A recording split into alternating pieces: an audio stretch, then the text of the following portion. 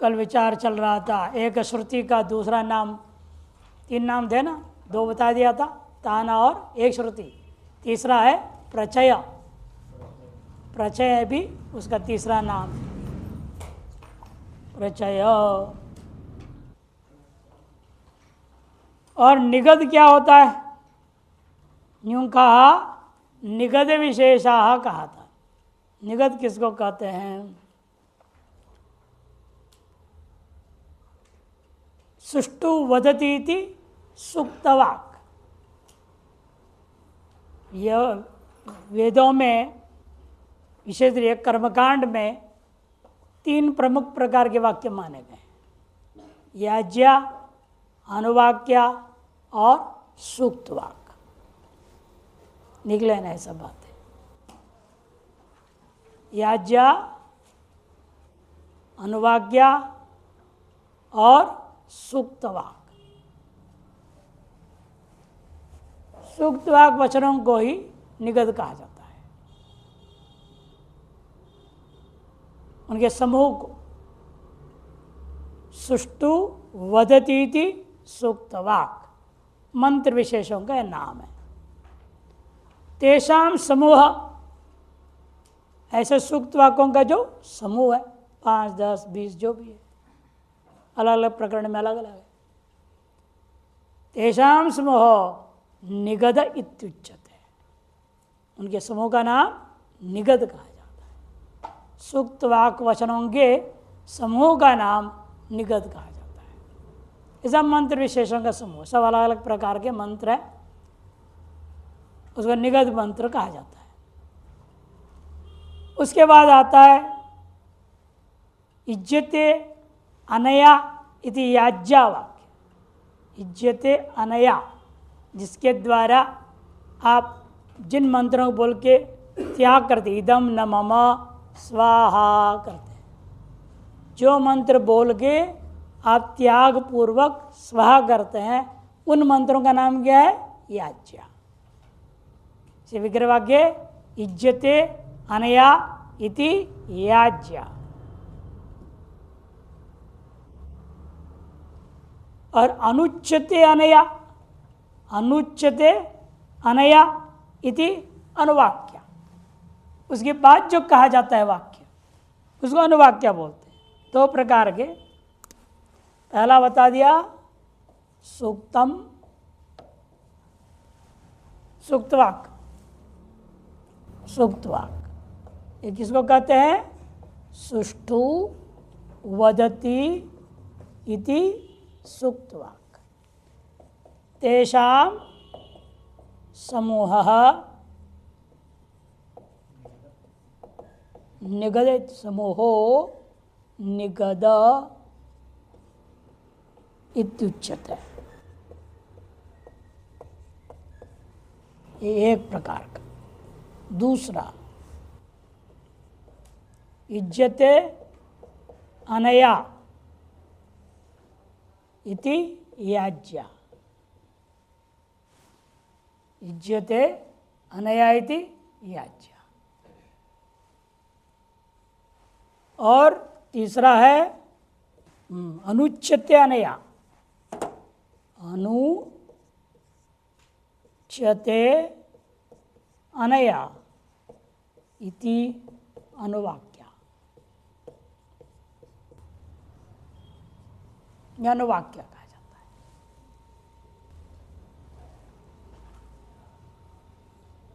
प्रयोग क्रम क्या होता है? पहले अनुवाक्य होता है, बाद में याज्ञा होता है।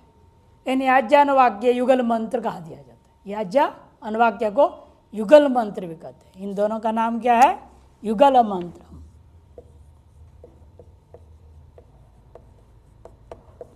बोलने की सुविधा के लिए हम लोग याज्ञा अनुवाक्य बोलते हैं। इन प्रयोग में क्या होता है? पहले अनुवाक्य बोला जाता है, बाद में याज्ञा। अनुवाक्य क्या चीज़ है? आपको यज्ञ कभी आपने देखा नहीं है, श्रौत याग, श्रौत यागों को, वैदिक यागों को तो आपने देखा नहीं है। जो भी आप देखते हैं सब जो है स्मार्त है, स्मार्त याग है। वैदिक कर्मकांड में होता है मुख्य 4 ऋत्विक होते हैं, 4 पंडित। एक का नाम है होता, क्या बोलते हैं उसको? होता, वो होता है ऋग्वेदी व्यक्ति। वो भी चाहे लिख लो, भविष्य में आपको अनेकों शास्त्र जब पढ़ोगे यदि तो काम आएगा। ये सब होता है होता, ये होता है ऋग्वेद संबंधी, ऋग्वेदी। दूसरा है अध्वर्यु, ये होता है यजुर्वेदी। और उद्गाता, ये होता है सामवेदी। और मुख्य चार होते हैं ब्रह्मा, ये है आपका अथर्ववेदी। लेकिन ब्रह्मा के लिए नियम है, उसका जो योग्यता होना चाहिए चारों वेदों का ज्ञान।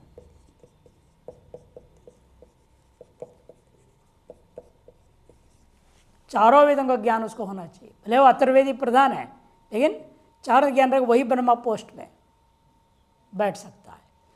और आजकल ऐसे कोई पंडित मिलता नहीं है, इसलिए क्या करते हैं, एक बर्तन में चावल भरते हैं, उसे दर्भ का यूँ बना देते 3-4 जैसे, कहेंगे ये ब्रह्मा जी हैं।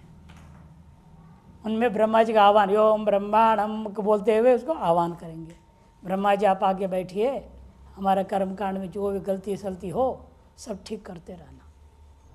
उसके लिए उनको बिठाया जाता है। तो ब्रह्मा का काम क्या है, जितने भी यज्ञ में कमी हो केवल दृष्टि से और चिंतन से दोष को दूर करना।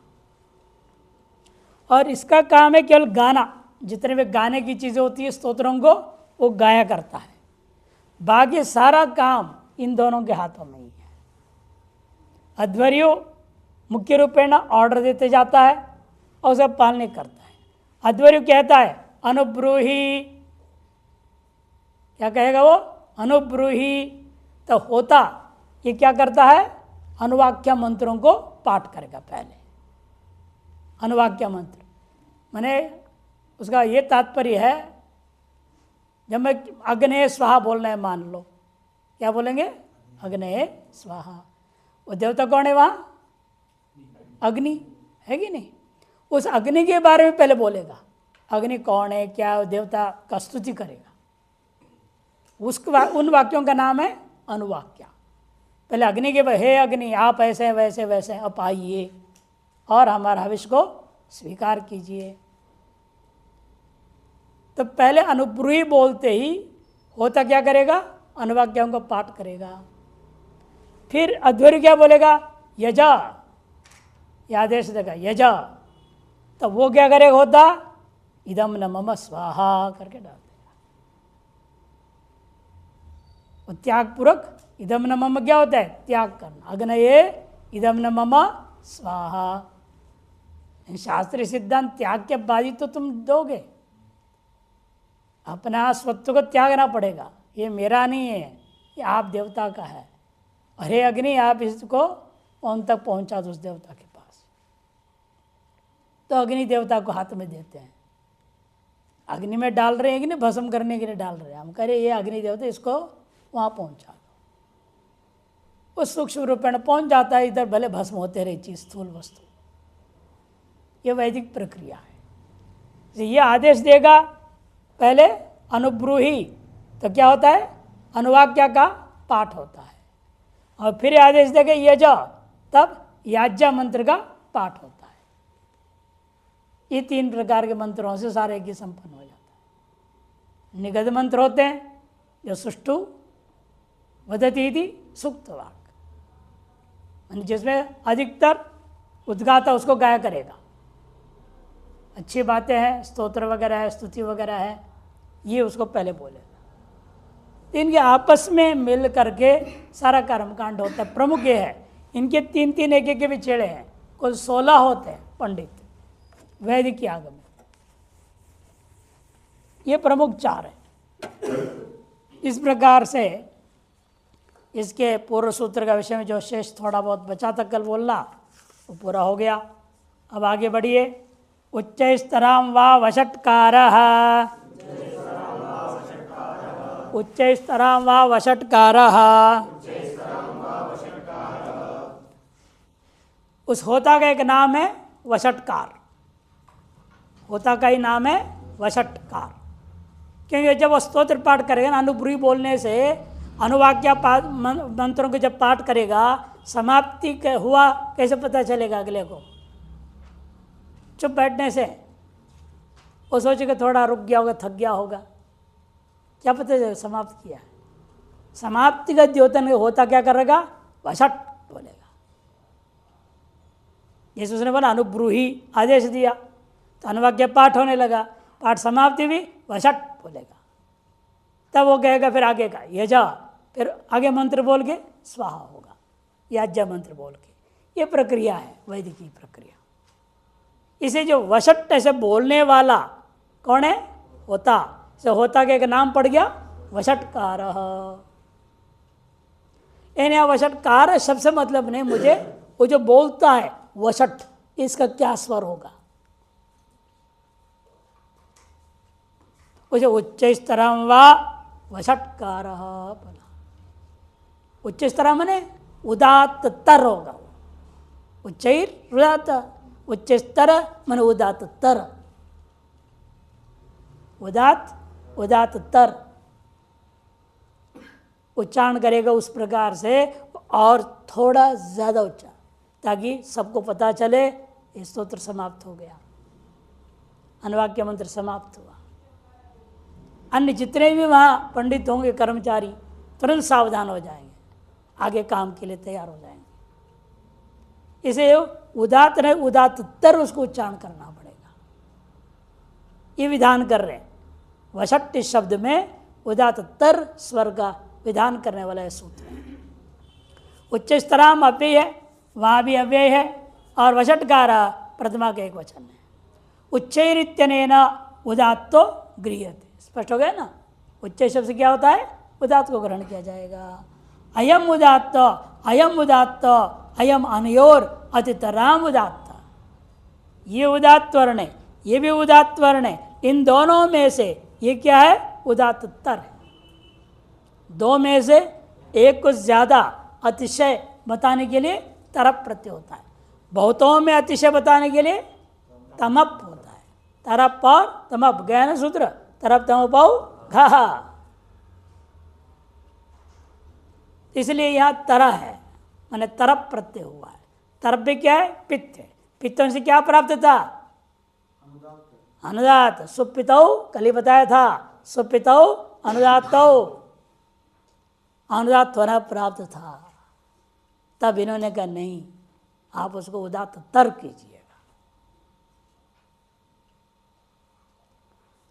तो अयम उदात्तो, अयम उदात्तो, अयम अनयोर अतितराम उदात्त अतिशयेन उदात्त इति उच्च स्तराम। द्विवचन विभज्योपदे इत्यादि सूत्र से तरबीय सुनौ सूत्र से तरप प्रत्यय हुआ है। तथा किम में तिंग इत्यादि से अव्यय घाद आमु द्रव्य अप्रव्य प्रकर्ष है, सूत्र से आमु प्रत्यय हो गया तो तराम बन गया। वो अनुवृत्ति हो रही यहाँ यज्ञ कर्मणि का और एक श्रुति का अर्थ है। यज्ञ कर्मणि वषटकार उच्च स्तराम उदात्तरो विकल्पेन भवति। यज्ञ कर्म कांड में जब वषट शब्द बोला करेगा, वह वषट शब्द को उदात्तर करके आप पाठ कर सकते हैं। विकल्प है, उदात्त भी पाठ कर सकते हैं। विकल्पेन उदात्तर हुआ। पक्ष इसलिए क्या होगा? उदात्त भी उच्चारण करना नहीं चाहते हैं आप, एक श्रुति कर दो सामान्य बिना स्वर का। विकल्पेन क्या होगा? एक श्रुति, अनुवृत्ति है ना एक श्रुति का, वो आ जाएगा। या तो आप उदात्त तर उच्चारण करेंगे या एक श्रुति उच्चारण करेंगे। वषटकार शब्द अत्र वौषट शब्दों गृह्यते। देखो वषटकार शब्द से हमें व्यक्ति को नहीं लेना है, व्यक्ति जो बोलता है क्या बोलेगा? वषट, वौषट, श्रौषट, ऐसे शब्द होते हैं। अलग अलग कार्य में अलग अलग बोलना पड़ता है। कभी मौका मिलेगा तो वैदिक कर्मकांड देखो तो पता चलेगा कब क्या बोला जाता है, किस तरह से व्यवहार चलता है वहाँ सारा। जैसे रोबोट काम करते हैं, रोबोट आज के ज़माने में दिखाते हैं, वैसे वहाँ सब चलता है, फट फट फट फट सब काम। ये इशारे से होते रहता है। ये शब्द बोलते कहो श्रौषट बोलेगा, वो शट बोलेगा, वशट बोलेगा, फट बोलेगा, तो समझना कि क्या काम करना है। जैसे होता है न्यास में भी होते अस्त्राय फट करते हैं। ये सब अर्थ रहित जो है निपात है, जो विशेष कार्य का निर्देश मात्र कर देते, संकेत कर देते हैं, ये विशेषता है। यदि एवं वोषट ग्रहणम एव अकस्मात न कृतम, यदि सूत्र में वषट कारक क्यों बोला, वषट या वौषट इतना ही बोल देते, उसे उपलक्षण करके सबको ग्रहण कर लेते हम। कार शब्द क्यों जोड़ा पाणिनि ने, कहते वैचित्र्यार्थ, वैचित्रता पैदा करने के लिए। कुछ विशेषता कैसे पैदा करें, जैसे एक सूत्रधारा चल रहा है, पाठ हो रहा है, बीच में कुछ होना चाहिए ना। जैसे आजकल जो है संगीत वाले क्या करता है, कुछ ना कुछ बोल देते हैं बीच में। आपने कभी सुना भजन, एक अग्रवाल जी करके बोलते थे, भजन गाते थे, प्रमोद अग्रवाल से कुछ नाम था, बहुत प्रसिद्ध। बीच में एकदम चिक देंगे करके चल रहा है, लोग समझे क्या हो गया। वो क्या करते थे, देखते कोई सो रहा है, उसको जगाने के लिए। जैसे हम बोलते हैं कीर्तनकार लोग क्या करते हैं, देखते हैं सो रहा है, बैठल बैठल बैठल बैठल बैठल बैठल, देखा है ना कीर्तन, और सबकी हालत खराब हो, सब उठ जाएंगे। तो उठाने के लिए अस्त्र है वो। उसी प्रकार से यहाँ पर भी जो है कुछ न होना चाहिए ना विशेष सूत्रों के बीच में, इसलिए पाणिनि ने कारा बोल दिया बीच में, कारा, मारुति कार नहीं, वषट कार। एक वैचित्रता के लिए कह दिया है, विचित्रा ही सूत्र से कृति पाणिनि है। पाणिनि का कृति में यही सूत्र की वैचित्रता है, समझो। ये तो स्थूल दृष्टि से कह दिया, जवाब इन्होंने दिया है। वास्तव में क्या है कि जितने भी ये पाणिनि के सूत्र है, केवल पाठ करने मात्र से ही अंतःकरण शुद्ध हो जाता है। जैसे पाणिनि का दिव्य दृष्टि में उन्हें पता है कौन सी मात्रा, कितने अक्षर, कहाँ कैसे पाठ करनी है, ताकि व्यक्ति का पाठ करते करते अंतःकरण शुद्ध हो जाए। और इसलिए पतंजलि क्या करते हैं, दोनों बात कहते हैं। प्रक्रिया दृष्टिकोण से कहते हैं ये सूत्र पूरे को खत्म कर दो, जरूरत ही नहीं है। प्रत्याख्यान, उसको क्या बोलते हैं, प्रत्याख्यान कर देना। और दूसरी तरफ क्या कहते हैं, मैं 2000 अंकों से देख रहा हूं, आधी मात्रा भी व्यर्थ नहीं है। आधी मात्रा जब व्यर्थ नहीं है, सूत्र से उड़ा क्यों रहे आप। एक है प्रक्रिया दृष्टिकोण से सूत्र की जरूरत नहीं है भले, किंतु आध्यात्मिक दृष्टिकोण से आधी मात्रा भी व्यर्थ नहीं है। इसे सूत्रों की इस प्रकार से इतनी विलक्षणता से, वैचित्रता से गूंथ दिया गया है, पाठ करने मात्र से ही आपके अंदर दिव्यता आ जाएगी, सब शुद्धिकरण हो जाएगा। इसे हम लोग पारायण करो बोलते ना, क्या होता है। तो दृष्टांत दे रहे थे, उदाहरण है सोमस्याग्ने वीहि वौ षट। यहाँ वीहि में प्लुत मात्रा है, वौ में भी प्लुत मात्रा है। ये दोनों क्या है, उदात्त तर पाठ होगा। उसमें भी आपकी मर्जी है, एक श्रुति भी कर सकते हो या उदात्त तर भी कर सकते हो। और उदात्तम का नियम क्या है, नीचे कोई चिन्ह नहीं है, न ऊपर कोई चिन्ह होता है। नीचे अनुदात के लिए, ऊपर स्वरित के लिए होता है। अरे कोई चिन्ह नहीं दे रहे क्योंकि एक श्रुति दिखा दिया इन्होंने, और एक श्रुति विकल्प है। आप उदात्त तर करो, वौ छट के वौ को उदात्त तर भी कर सकते हो, अथवा एक श्रुति विना स्वर का भी पाठ कर सकते हैं। पक्षे एक श्रुति सोमस्याग्ने वीहि वौ षट इति। अगला सूत्र आरंभ होता है, विभाषा छंदसी विभाषा छंदसी। विभाषा यहाँ भी देखो प्रतिमा के एक वचन लिख दिया इन्होंने, न वाई, दो अर्थ तो नहीं ले रहे हम, दोनों अर्थ आने चाहिए, पहले पूरा निषेध करो फिर विकल्प सब में करो, ऐसा तो प्रसंग है ही नहीं, इसलिए अव्यय है। छंदसी सप्तमी का एक वचन, अनुवृत्ति आ रही है एक श्रुति का। छंदसी विषय उदात्त अनुदात स्वरिद्ध स्वराणाम एक श्रुतिर्भवति विकल्पेन पक्षे त्रैश्वर्यम एवं। उदात्त अनुदात स्वरितों का एक श्रुति पाठ कर सकते हो, अथवा विकल्प से होने कहने से तीनों स्वर पूर्वक भी पाठ किया जा सकता है। वेद पाठ में आपकी मर्जी है। छंदसी कहते ना, छंदस बने वेद है, वेद में स्वर सहित भी पाठ हो सकता है और स्वर रहित भी आप पाठ कर सकते हैं। व्याकरण वालों ने इतना छूट दिया है, इसी का दुरुपयोग आज लोग कर रहे हैं। स्थिति ऐसी हो गई है, सस्वर पाठ करना जानते ही नहीं लोग, सीधा गद्य जैसे पाठ किए जा रहे हैं,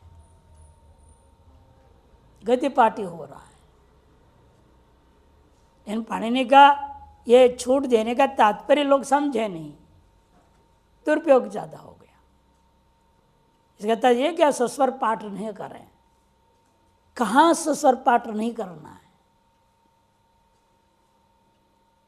शास्त्रीय सिद्धांत के अनुसार जहाँ आप देखेंगे आसपास में कोई शूद्र है, उसके कान में जाएगा तो सस्वर पाठ नहीं करना, एक श्रुति पाठ करना।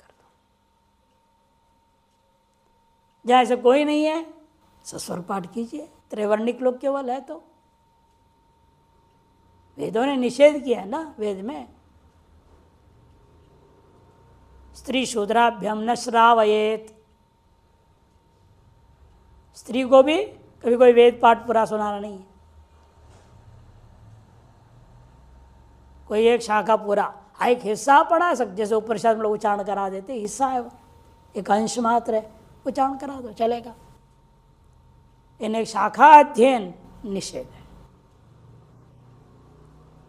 इसे आप यहाँ उच्चारण पाठ करें, सस्वर पाठ करें, कोई स्त्री बैठी है तो उसको सुनाई देगा ना,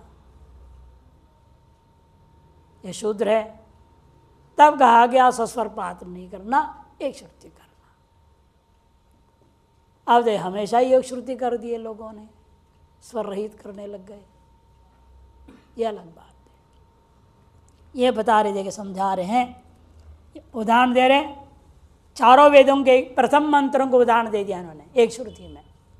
चारों वेदों का पहला मंत्र, ऋग्वेद का पहला मंत्र दे रहे हैं, अग्निमीळे पुरोहितं यज्ञस्य देवं ऋत्विजं होतारं रतधातमं, ऋग्वेद एक एक एक। और इषेत्तोर्जेत्वा वायवस्थ देवो वह सविता प्रार्पयतु श्रेष्ठतमाय कर्मणे, यजुर्वेदीय पहला मंत्र है। सामवेदीय मंत्र, अग्न आ याहि वीतये गृणानो हव्यदातये निहोता सत्सी बर्हिषि, ए त्रिसप्ताह पर्यन्ति विश्वारोपाणि बिभ्रतः वाचस्पतिर बलात्तेषां तन्वो अद्य दधातु में, यह अथर्ववेदीय पहला मंत्र है। चारों वेदों के पहला मंत्रों को दिया, वो भी एक श्रुति दिया, इसमें कोई स्वर चिन्ह नहीं दिया। वैकल्पिक पहला पक्ष दिया है, वैकल्प में क्या स्वरों के सहित होता है। इन सब का स्वरों के सहित उन्होंने आगे दिखाया है। स्वर रहित क्या है, स्वर सहित आगे इन सभी मंत्रों को दिखाया है। प्रक्रिया भी बता दी किस उससे क्या हो रहा है, कैसे स्वर बन रहा है, जब आगे में देख लेना उसको। अब ये जो एक श्रुति का निषेध करने वाला सूत्र ला रहे हैं, विधि सूत्र हो गए, अब निषेध सूत्र। एक ही है निषेध सूत्र, न सुब्रह्मण्यायाम स्मृतस्य तूदात्तः, न सुब्रह्मण्यायाम स्मृतस्य तूदात्तः, न व्यय सुब्रह्मण्यायाम सप्तमी के एक वचन, स्वरितस्य षष्ठी के एक वचन, और तू अव्यय उदात्त प्रथमा का एक वचन। अनुवृत्ति आ रही है एक श्रुति का, न के साथ जोड़ेगा, एक श्रुति न बोलेंगे, एक श्रुति नहीं करना, किंतु जो स्वर है वो स्वर पाठ करना। कहाँ? सुब्रमण्य नामक निगद में। अनेक निगद बताए ना, अनेक वाक्य समूह होते हैं, नमो सूक्त वाक्य समूह का नाम निगद है। सही एक निगद थोड़ी है, अलग अलग वेदों में अलग अलग प्रकार के निगद है। उनमें से किसी निगद का नाम है सुब्रमण्य। उस निगद में ये नियम लागू कर रहे हैं, एक श्रुति पाठ नहीं कर सकते आप। स्वरितस्य, फिर क्या करना? जो भी वह स्वरित है ना, उस स्वरित को भी उदात्त कर देना, स्वरितों को उदात्त कर देना है। स्वरितस्य तो उदात्त। सुब्रमण्यायाम निगदे एक श्रुति न भवति। सुब्रमण्य नामक निगद में एक श्रुति नहीं होगा, किंतु तत्र यह स्वरित तस्य उदात्त आदेशो भवति। उस जो स्वरित स्वर वाला अच्छ होगा उसको उदात्त अच्छ आदेश करके पाठ होगा।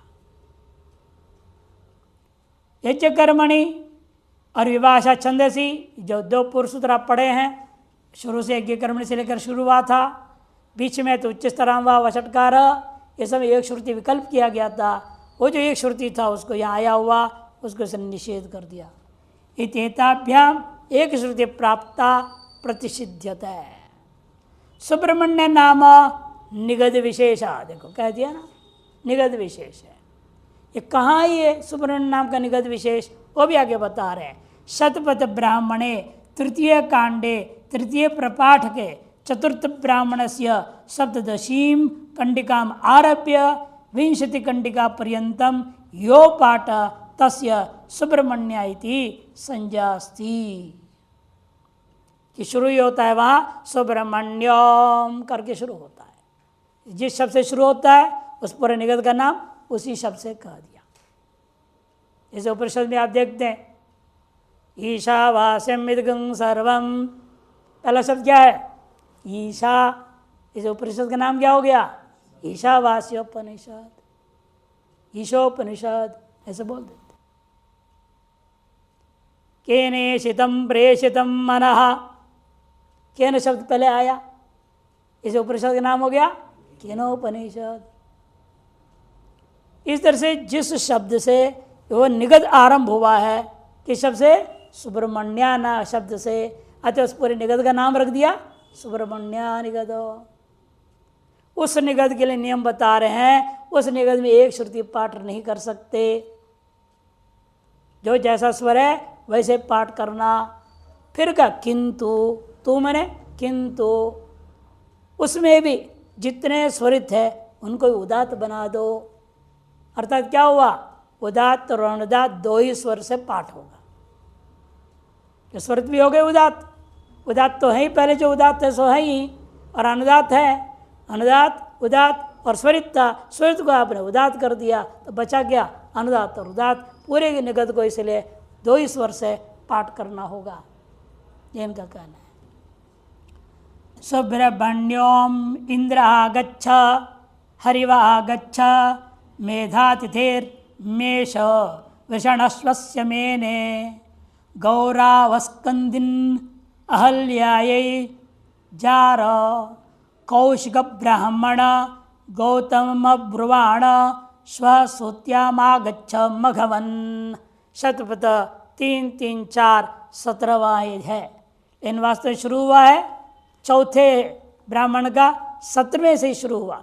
वो शुरू वाले ने दिखा दिया 17, 18, 19, 20।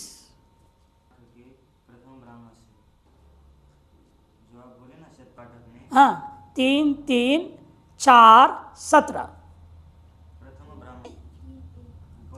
नहीं, चतुर्थ ब्राह्मण से प्रथम का लिखा है।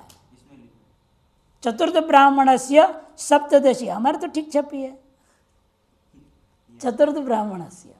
यदि प्रथम लिखा तो काट दो। आगे नंबर क्या लिखा? नीचे क्या लिखा? 3, 3, 4 लिखा है ना, तो फिर ठीक करो उसको।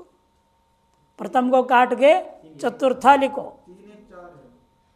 3 1 4 नहीं, 3 3 4 17, 3 3 4 17, 3 3 4 17। इसे वहाँ होना चाहिए चतुर्थ ब्राह्मण से तृतीय कांडे तृतीय प्रपाटके चतुर्थ कांड से ब्राह्मण से सप्तदशी कंडिका आरभ्य विंशति कंडिका पर्यंत 17 18 19 20 चार कंडिका है? नहीं 17 से 20 जो गद्दी लिखे है ना, विंशति कंडिका पर्यंतम लिखा है ना उसमें, विंशति कंडिका पर्यंतम माने 20वीं पर्यंत, 17 18 19 20। ये 4 कंडिका का नाम सुब्रमण्य नाम का निगद है। इसे पूर्व अलग है, आगे अलग है, इतने का नाम सुब्रमण्य निगद। उसमें उन्होंने नियम बना दिया, इसे चिन्ह आप देखिए कहीं भी स्वरित नहीं रह गया, सब स्वरित भी हो गया उदात्त। यज्ञ कर्मणि 1 2 34 तदिवाच छंदसी 1 2 36, इनकी एक श्रुति जो प्राप्त था उसको इसने बाध दिया, निषेध कर दिया। स्वरित से का अनुवृत्ति जाएगा अगले सूत्र तक। अब एक श्रुति का अनुवृत्ति समाप्त हो गया। क्या स्वरित से की अनुवृत्ति है? देव ब्रह्मणोरनुदात्तः, देव ब्रह्मणोरनुदात्तः, देव ब्रह्मणोः सप्तमी द्विवचन, अनुदात्तः प्रथमा का एक वचन। देवश्च ब्रह्मा चेति देव ब्रह्माणौ तयोः इति देव ब्रह्मणोः। इस तरह से इतरेतर योग द्वंद्व समास किया गया है। अनुवृत्ति आई है स्वरितस्य का, अर्थ कर रहे हैं देव ब्रह्मणोः शब्दयोः, 2 शब्द देव और ब्रह्मन शब्द, इन दोनों शब्दों के लिए कह रहे हैं। इन दोनों शब्दों के लिए स्वरितस्य अनुदात्त होती। स्वरित के स्थान में पूर्व सूत्र ने क्या किया था? उदात्त किया था। यह सूत्र कहता है स्वरितों को अनुदात्त बना के पाठ करो।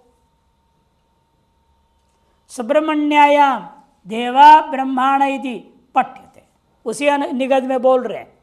सुब्रमण्य नाम का निगद में ही देवा और ब्रह्माण, देवा और ब्रह्माण ये दोनों शब्द आए हुए हैं। इसमें नहीं, 17वें में नहीं है। 17वें में ढूंढो तो नहीं मिलेगा, 18 19 20 किसी न किसी में है। 17 में देवा शब्द आया नहीं, ब्रह्मांड शब्द भी आया नहीं, तो 18 19 20 किसी में है। तत्र पूर्व सूत्रेण स्वरित सुदात्त प्राप्त होती। इसे पूर्व सूत्र क्या होता है? पूरे निगद के लिए उसने कहा था स्वरितों को उदात्त कर दो, तब उसने कहा उसी में ये 2 शब्दों में स्वरित को उदात्त नहीं करना, किंतु स्वरित को अनुदात्त करके पाठ करना। अनेन अनुदात्त विधीयते, इनके द्वारा अनुदात्त का विधान किया गया है। ये दोनों ही संबोधन वाले हैं। देवा ब्रह्माण, हे देवाः भो ब्रह्माण, ऐसा संबोधन है। इसका नाम आमंत्रित संज्ञा हो जाता है। तो आमंत्रित से च यह सूत्र है, उसको कर रहा था आदि उदात्त। तब उदात्ताद अनुदात्त से स्वरित सूत्र से उसको स्वरित हो गया। वो जो स्वरित हुआ है उसको वर्तमान सूत्र क्या करेगा? पूर्व सूत्र कर रहा था उदात्त, उसके बाद क्या वर्तमान सूत्र अनुदात्त कर देता है। आमंत्रितम पूर्वम अविद्यमानवत्, इस सूत्र के आधार पर यह व्यवस्था दिया गया है। इस विषय में इतना ही बोल रही है। हिंदी वाले देखिए कह रहे हैं विस्तार रूपेण इस विषय में देखना है तो सायन भाष्य 3-3-1-20 3-3-1-20 में सायन भाष्यकार ने इस विषय में थोड़ा विस्तार रूपेण समझाए हुए हैं। स्वरिता संहितायाम अनुदात्तानाम, स्वरिता संहितायाम अनुदात्तानाम, स्वरितात पंचमी के एक वचन, संहितायाम सप्तमी के एक वचन, अनुदात्तानाम षष्ठी का बहुवचन।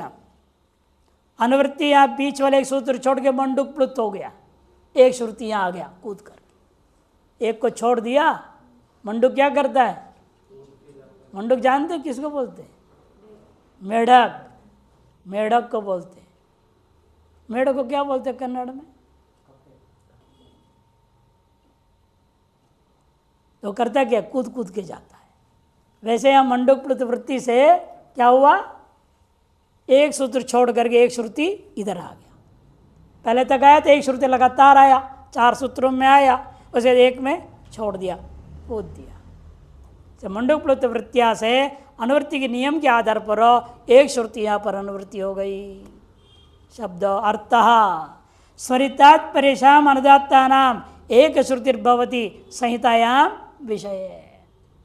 स्वरित से पर में जितने भी अनुदात होंगे वो सभी अनुदातों को एक श्रुति पाठ करना, मैंने स्वर रहित पाठ कर देना, अनुदातों को त्याग देना। संहिताया विषय, लेकिन कब होगा? जब संहिता गम्यमान हो तो। संहिता कहाँ होती है? श्लोक बोलो, श्लोक क्या है? संहितैक पदे नित्या नित्या धातुपसर्गयो नित्या समासे वाक्ये तो सा विवक्षाम अपेक्षते। ये संहिता है। संहितैक पदे नित्या,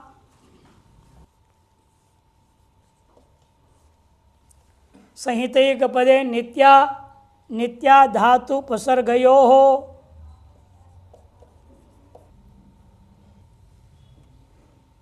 नित्या समासे वाक्ये तु सा विवक्षाम अपेक्षते।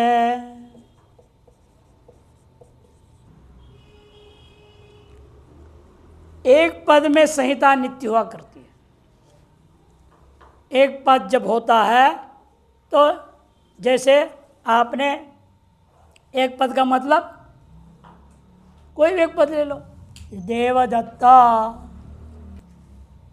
इसमें संहिता होती है इनके बीच में, इसलिए देरी नहीं कर सकते। संहिता संख्या परा सन्निकर्षा संहिता, अजबिरभ्य वहिता हला संयोग संज्ञा होती है। और ये अतिशयतेन सन्निधि दे व द ऐसे नहीं बोलना, तो संहिता भंग हो गया। देवदत्ता देवदत्ता आदि मात्र मात्र व्यवधान रखते हुए बोलना होता है। आदि मात्र से ज़्यादा व्यवधान नहीं होना चाहिए, उसका नाम संहिता। पद में देवदत्ता यहाँ भी है, 4 संहिता है यहाँ पर। दे का ए, व का बीच है, व और द का बीच है, द और त का, त और विसर्ग का बीच में। देवदत्ता बोल अंत में ह बोलते हुए विसर्ग बोला, ऐसा नहीं होता, वो भी साथ में संहिता में आ जाएगा वो। अच्छा, यहाँ देवदत्ता में 4 संहिता हो गया। नित्या धातु उपसर्गयो, जैसे आ, ये क्या है? उपसर्ग। गच्छति प्रयोग करोगे, आ गच्छति ऐसे नहीं बोल सकते। क्यों? ये उपसर्ग है, ये धातु है, इन दोनों के बीच में संहिता होती है। और नित्य है, मर्जी से विकल्प नहीं कर सकते। आगच्छति आगच्छति एक साथ ही बोलना पड़ेगा, अलग करके नहीं बोल सकते। और नित्या समास से, समास के दृष्टांत आप पढ़ते कहाँ? जैसे सुधिभिः उपास्य, यहाँ समास होने से सुध्युपास्य बन जाता है। इन दोनों के बीच में यहाँ संहिता है। समास में जो 2 पद प्रयोग होते हैं, दोनों पद मिलके एक पद हो जाएंगे और से बीच में संहिता मानी जाएगी। और वाक्य में आपकी मर्जी है संहिता मानना। वाक्य तु सा विवक्षा माने वक्ता की इच्छा, ये विवक्षा अपेक्षित है, उसके अधीन होता है।